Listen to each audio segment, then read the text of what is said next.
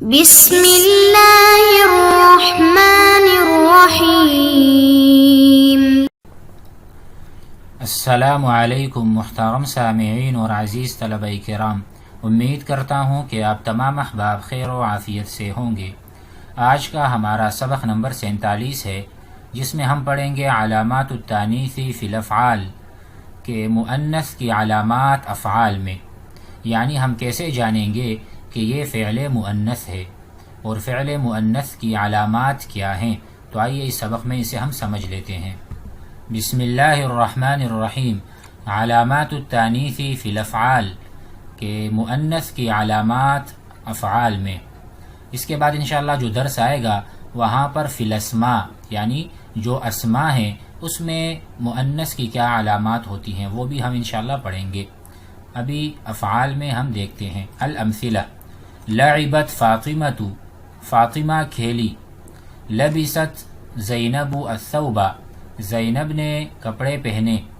داعبت ہرۃ اولادہا، بلی نے اپنے بچوں کے ساتھ مداعبت کی یعنی کھیلی۔ اکلت فأرۃ زبدا، چوہے نے کھایا زبدن پنیر۔ ارضعت شاۃ حملا، شاۃ بکری نے پلایا حملا اپنے بچے کو دودھ۔ ٹھیک ہے، ارضعت یعنی رضاعت کرنا، اور اس کو حملا کہتے ہیں جو چھوٹا بچہ ہوتا ہے بکری کا۔ ساعدت فتاۃ امہا، لڑکی نے مدد کی امہا اپنی ماں کی مدد کی۔ ساعد یساعد مساعدتا، مدد کرنا، تعاون کرنا۔ اب آپ احباب ان تمام مثالوں پر غور کریں۔ لعبت، ہم نے پہلے پڑھا تھا لعبا زید فی الملعب، زید نے کھیلا ملعب میدان میں۔ اسی طرح اکلا زید الطعام، زید نے کھانا کھایا۔ تو وہاں پر لعبا اکلا، یہاں پر لعبت اکلت۔ تو ہم نے جانا کہ یہ مؤنث فعل مؤنث ہے، یعنی لعبت فعل ماضی للمؤنث، واحدہ مؤنثہ غائبہ کا صیغہ ہے۔ انشاءاللہ اس کو ہم بحث سے بھی سمجھ لیں گے۔ مزید فی القسم الثانی، دوسری قسم کی مثالوں کو ملاحظہ کریں۔ تلعب فاطمۃ، فاطمہ کھیلتی ہے یا کھیلے گی، کیونکہ یہ مضارع کا صیغہ ہے اور یہ گزشتہ تمام صیغے ماضی کے تھے۔ تو ماضی میں کیا علامت ہے؟ تانیث کی کیا علامت ہے؟ اسی طرح مضارع میں کیا علامت ہے؟ اس کو ہم دیکھ لیں۔ تلعب فاطمۃ، تلبس زینب الثوب، زینب پہنتی ہے یا پہنے گی کپڑے۔ تداعب ہرۃ اولادہا، بلی مداعبت کرتی ہے یا آپ سمجھ لیں کھیلتی ہے، کس کے ساتھ؟ اولادہا، اپنے بچوں کے ساتھ۔ تأکل فأرۃ، چوہا کاتا ہے یا کھائے گا۔ زبدن، پنیر۔ ترضع شاۃ حملا، بکری پلاتی ہے یا پلائے گی حملا اپنے بچے کو۔ تساعد فتاۃ، لڑکی مدد کرتی ہے یا کرے گی امہا اپنی والدہ کی مدد۔ تو آپ احباب اس پر بھی غور کریں کہ یہ فعل مضارع کا صیغہ ہے۔ ہم نے فعل مضارع میں پڑھا تھا یلعب زید، یلعب زید فی الملعب، زید کھیلتا ہے یا کھیلے گا ملعب میدان میں۔ لیکن اب تلعب شروع میں آپ کو تا نظر آ، تو یہاں پر فعل مضارع کے تمام صیغوں میں آپ غور کریں تو آپ کو نظر آ رہا ہے کہ تا ہے۔ تو یہ تا علامت التانیث فی المضارع، مضارع کے صیغوں میں جب بھی تا آئے گی شروع میں، ٹھیک ہے، ایک تو وہ بھی صیغہ ہے یعنی صیغۃ المذکر المخاطب۔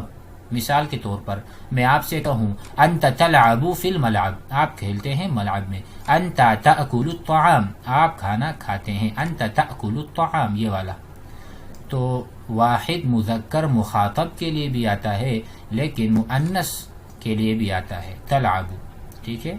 تو اس پر آپ غور کریں۔ اور ماضی میں آپ دیکھیں تو ہر صیغے کے آخر میں تاء التانیث الساکنہ، ٹھیک ہے۔ تو آئیے بحث سے بھی اس کو ہم سمجھ لیں۔ البحث: انظر الى الامثلة السابقة، گزشتہ مثالوں کو دیکھیے۔ تجد انها جمل فعلیہ، آپ کو معلوم ہوگا، آپ جانیں گے کہ وہ جمل فعلیہ ہیں، کیونکہ شروع میں فعل ہے تو یہ جملہ فعلیہ ہے، اور شروع میں اسم ہو تو جملہ اسمیہ کہلاتا ہے۔ تترکب، یہ تمام جملے تترکب تتکون من فعل و فاعل، فعل اور فاعل سے مل کر بنے ہیں. ثم انظر الى الفاعل، پھر آپ فاعل کی طرف دیکھیں، فی کل جملہ، ہر جملے میں، وہو فاطمۃ زینب ہرۃ، ترى آپ دیکھیں گے، ٹھیک ہے، انہ یدل علی مؤنث، کہ یہ تمام کے تمام جو فاعل ہیں، جو جملے میں فاعل ہے وہ دلالت کرتا ہے علی مؤنث، مؤنث پر، کہ فاطمہ کیا مراد، کوئی لڑکی ہوگی، فاطمہ اس کا نام ہے تو مؤنث ہے، زینب بھی لڑکی کا نام ہے، ہرۃ یہ بلی کو کہتے ہیں تو یہ بھی مؤنث پر دلالت، تو یہ تمام جو فاعل ہیں وہ مؤنث پر دلالت کر رہے ہیں. وعند تأمل الافعال الماضیہ، جب آپ غور کرتے ہیں الافعال الماضیہ، ماضی کے افعال جو شروع میں پہلی قسم کی مثالوں میں گزرے ہیں، فی القسم الاول والمضارع فی القسم الثانی، اور افعال مضارعہ دوسری قسم کی مثالوں میں آپ اس پر غور کریں، تجد آپ جانیں گے یا آپ پائیں گے، فی آخر کل فعل ماض تاء ساکنہ، فعل ماضی کے اخیر میں، جیسا کہ پہلی قسم کی مثالوں میں ارضعت، اکلت، لعبت، ساعدت، تاء ساکنہ، فعل ماضی کے اخیر میں آپ کو تاء ساکنہ نظر آئے گا. وفی اول کل فعل مضارع، اور جب آپ فعل مضارع کے صیغوں پر غور کریں گے تو اس کے شروع میں تاء متحرکہ، تاء ساکنہ نہیں، تاء متحرکہ، جیسا کہ آپ دیکھ رہے ہیں، تساعد، ٹھیک ہے، تلعب، ترضع، تأکل، یہ. ولم تأتی هذه التاء، اور یہ والی تا نہیں آئی ہے، فی آخر الماضی، ماضی کے اخیر میں، وفی اول المضارع، اور نہ مضارع کے اول میں، الا مگر، لأن الفاعل مؤنث، کیونکہ فاعل مؤنث ہے. جب کبھی بھی فاعل مؤنث ہوگا تو ہم فعل بھی مؤنث لے کر آئیں گے، تو اس میں علامت کیا ہوگی؟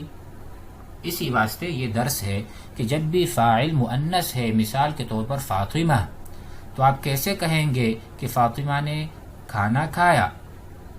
لازمی بات ہے، آپ اس طرح نہیں کہیں گے اکلا فاطمۃ، یہ غلط ہے. تو اسی لیے فاطمہ جب فاعل ہے، یعنی فاعل مؤنث ہے، تو فعل مؤنث بھی لائیں گے تو ہم کہیں گے لعبت، اکلت، ساعدت فاطمۃ، ٹھیک ہے، ماضی میں، کیونکہ لأن الفاعل مؤنث، اس لیے فعل ماضی کے اخیر میں تاء ساکنہ اور فعل مضارع کے شروع میں تاء متحرکہ کو لائے ہیں. وتسمى كل تاء منهما، اور دونوں قسم کے تاء ساکنہ اور تاء متحرکہ جو فعل مضارع کے ابتدا میں ہے، دونوں کو کہا جاتا ہے علامت التانیث. اب دیکھو قواعد سے سمجھ لیں. القاعدہ، اذا كان الفاعل مؤنثا، جب کبھی بھی فاعل مؤنث ہوگا، كان الفعل مؤنث، لازمی بات ہے کہ ہم فعل کو بھی مؤنث لائیں گے. لیکن کیسے پتہ چلے گا؟ ہمیں پتہ چل چکا کہ ماضی میں تاء ساکنہ اخیر میں اور مضارع میں تاء متحرکہ شروع میں آئے گا. دیکھیں، علامت التانیث فی الفعل الماضی تاء ساکنۃ فی آخرہ، علامت التانیث، تانیث کی علامت فعل ماضی کے اخیر میں تاء ساکنہ ہوا کرتی ہے. وعلامت التانیث فی الفعل المضارع، فعل مضارع میں اگر آپ ڈھونڈیں کہ صیغۃ التانیث کون سا صیغہ ہے تو آپ کو نظر آئے گا تاء متحرکۃ فی اولہ. جب کبھی بھی تاء متحرکہ شروع میں ہو تو آپ سمجھ لیں کہ یہ کیا ہے، واحدہ مؤنثہ غائبہ کا صیغہ ہے. آئیے تمرین کی طرف. ضع، رکھیے، فاعلا و مفعولا به، فاعل اور مفعول به کو، لکل فعل من الافعال الآتیہ. اب یہاں پر آپ کو فعل نظر آ رہا ہے، اسی فعل کے لیے آپ فاعل بھی لے کر آئیں گے اور مفعول بھی لے کر آئیں گے. مثال کے طور پر طبخت. اب طبخت کون سا صیغہ ہے؟ واحدہ مؤنثہ غائبہ، ٹھیک ہے، اور طبخت میں تاء ساکنہ علامت التانیث بھی ہے. تو اب ظاہر ہے آپ فاعل بھی مؤنث لے کر آئیں گے. مثال کے طور پر طبخت فاطمۃ الطعام، فاطمہ نے پکایا الطعام، کھانا، ٹھیک ہے. اسی طرح قذف، پہلے اس کا معنی سمجھ لیں. قذف بمعنی رما، پھینکنا. تو ابھی قذف یہ کیا ہے؟ مذکر ہے. تو ابھی فاعل مذکر لائیں یا مؤنث؟ مذکر لائیں گے. قذف احمد الکرۃ، احمد نے پھینکا کرہ، گیند، ٹھیک ہے. رتبت، اب دیکھو رتبہ، رتبہ، رتبہ، رتبو، رتبت، اس میں تاء ساکنہ ہے تو علامت التانیث ہے. اب ہم فاعل بھی مؤنث لے کر آئیں گے اور مفعول کو دیکھ لیں جو بھی ہو. رتبت، رتبت سعاد الغرفۃ، فعاد نے کمرے کو ترتیب دیا، سیٹنگ کی، کمرے کی سیٹنگ. اسی طرح اطاع یطیع.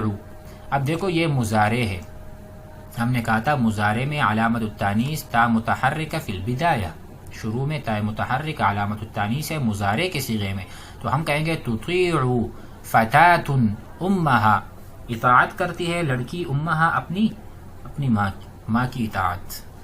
امید ہے کہ یہ سبق سمجھ میں آ گیا ہوگا. آگے بڑھتے ہیں. التمرین الرابع، یہ تمرین ہم پڑھ لیں. اکتب الجمل الآتیہ، یہ جو جملے آ رہے ہیں اس کو لکھیے بعد جعل الفاعل المؤنث مذکرا فی کل جملہ. لیکن اس میں آپ نے کرنا کیا ہے کہ جعل الفاعل المؤنث مذکر، جس میں فاعل مؤنث ہے اس کو مذکر بنائیں پھر لکھیں. مثال کے طور پر خافت فعل ہے، القطۃ فاعل ہے، الکلب مفعول به، تو القطہ فاعل کو آپ مذکر بنا دیں.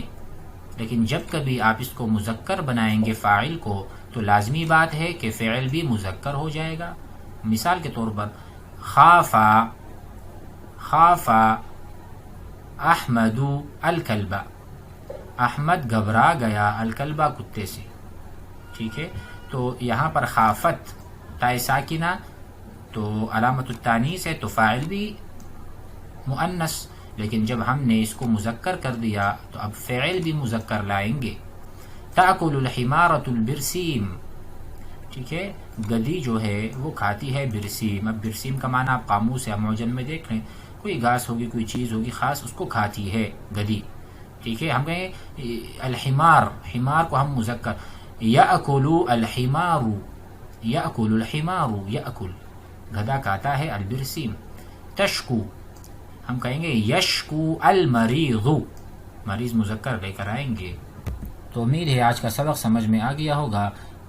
آگے سبق میں انشاءاللہ مزید سمجھیں گے. السلام علیکم ورحمۃ اللہ.